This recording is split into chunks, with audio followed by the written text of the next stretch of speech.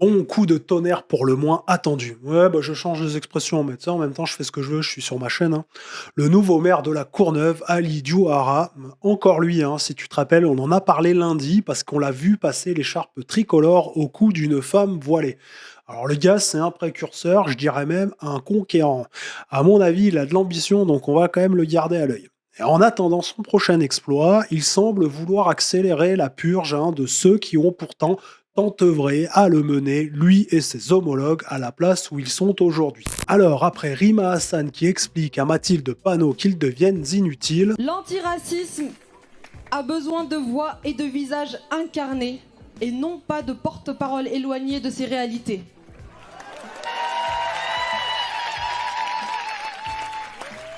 Cette époque du porte-parole est révolue.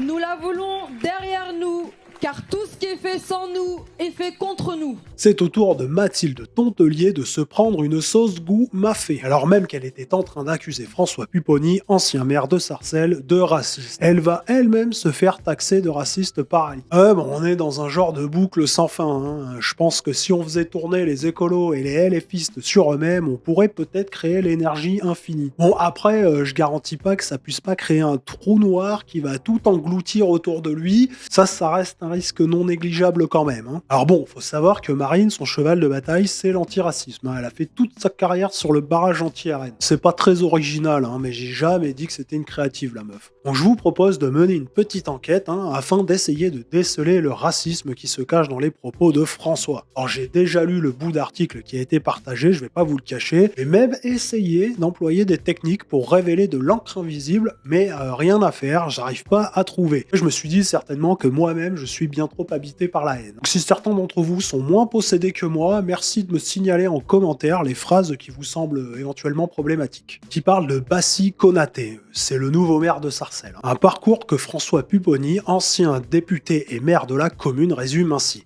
Il a tout eu, un environnement neuf, financé par la République. Lorsqu'il a cherché du travail, la mairie l'a embauché. Lorsqu'il a voulu se former, la mairie a payé. Lorsqu'il a voulu évoluer, il a été promu. Jusqu'à devenir responsable d'un centre social de la ville. C'est une ascension sociale typique de ce que la République peut permettre, commente Pupponi. Et aujourd'hui, il devient maire.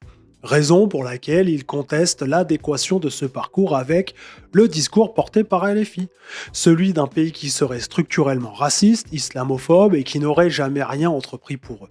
C'est le summum du communautarisme, tranche Pupponi. Ceux qui ont été aidés, formés, embauchés ne reconnaissent plus ce qu'ils doivent à ceux qui les ont accompagnés et veulent désormais prendre leur place. Alors je connaissais pas Pupponi, mais je dois dire qu'il est quand même assez clairvoyant le gars. Bon après, ça reste un élu du Parti Socialiste, vous savez déjà ce que j'en pense. Bon je le disais, Bassi Konaté c'est le nouveau maire de Sarcelles. Mais attention, hein, c'est Sarcelles en France. Ouais, mais bon, faut que je précise parce qu'au bout d'un moment, je trouve que ça prête à confusion quand même. Tu sais, je me suis dit, si au Mali, il y avait un maire blanc qui s'appelait Jacques Dupont, il y a moyen que les Maliens se sentent un petit peu désarçonnés, quoi. Ouais, mais non, mais ça, c'est pas possible, hein. Bah, pourquoi? Bah, parce qu'ils sont noirs. Ok. Bah, tu sais bien qu'il y a que les blancs qui perçoivent la couleur de peau des autres. Ah bah oui, bah putain, je suis con, ouais, merci, heureusement que t'es là, hein. Bon, pour le contexte, même si on s'en fout un peu parce que c'est pas le sujet de la vidéo, en gros, François y reproche à Bassi d'avancer masqué sous une bannière dite sans étiquette, alors qu'en réalité, il serait proche de LFI, et notamment des discours portant l'idée qu'un racisme systémique existerait. Blablabla, blablabla, bon, les conneries habituelles en somme. Et donc, t'as Marine, qu'on pourrait renommer Xena, hein, qui relaie ça en se scandalisant, telle une grande gardienne de la morale et de la diversité, dont elle n'est pas du tout issue, hein. Donc, ni racialement, mais bon, ça se voit, et puis c'est un peu ce qui va lui être reproché par la suite, mais socialement non plus, hein, pas du tout. Ah, c'est fou ça, hein. J'ai envie de dire toujours les mêmes, quoi. Bon, et en tout cas, elle a pas vu arriver, hein, parce que c'était dans son angle mort, Ali qui a dégainé un retweet de son propre tweet, et qui balance un « Dans pas longtemps, on parlera de ton racisme, Marine », avec un petit emoji sablier en guise de menace, du genre tic-tac, Marine, c'est toi la prochaine. Avec un hashtag, une autre Marine est possible. Hein, on est presque dans Game of Thrones, mais version série française financée par le CNC. Donc, tu sais, les intrigues sont un petit peu bidons, mais on fait ce qu'on peut aussi, hein. Alors, son hashtag, j'ai pas trop compris, hein, à quoi il faisait allusion, hein, une autre Marine est possible.